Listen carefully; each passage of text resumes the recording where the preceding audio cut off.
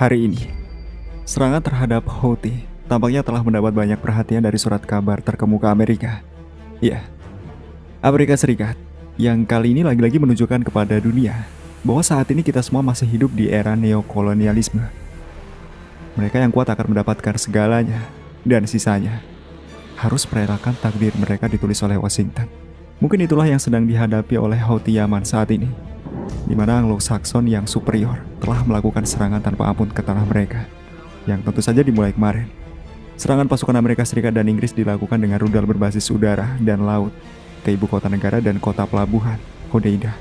Laporan terakhir yang didapatkan mengatakan bahwa Houthi kehilangan setidaknya 5 anggota mereka dan 6 lainnya dikatakan terluka akibat 73 serangan yang dilakukan Amerika Serikat dan Inggris. Demonstrasi besar-besaran kemudian terjadi di Yaman setelah serangan. Sekitar 1,5 juta orang turun ke jalan dengan senjata mereka dan dengan penuh amarah menuntut balas dendam atas serangan tersebut. Sementara di kota Damar yang terletak 100 km selatan ibu kota Yaman, Sanaa, situasi di sini tidak berubah. Bahkan setelah serangan Amerika dan Inggris, suasana kota tetap tenang. Ini adalah rekaman pertama dari wilayah Yaman yang dikuasai Houthi setelah serangan semalam. Sementara itu, NATO akhirnya angkat bicara dan menyebut serangan yang dipimpin Amerika Serikat terhadap Houthi sebagai serangan defensif. Ya, defensif. Sulit untuk menerimanya. Namun itulah yang keluar dari mulut mereka. Serangan tersebut kemudian membuat dunia mulai bereaksi.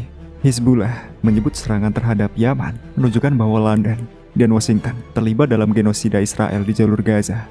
Erdogan menuduh Washington dan London mencoba mengubah Laut Merah menjadi lautan darah. Iran menyebut serangan tersebut sebagai aksi sewenang-wenang dan merupakan pelanggaran terhadap integritas wilayah Yaman. Kremlin mengatakan serangan tersebut tidak sah menurut sudut pandang hukum internasional. Sementara di dalam negeri, musuh terdekat Biden, Donald Trump, kali ini benar-benar menggunakan kesempatannya dengan baik untuk mengkritik Biden habis-habisan.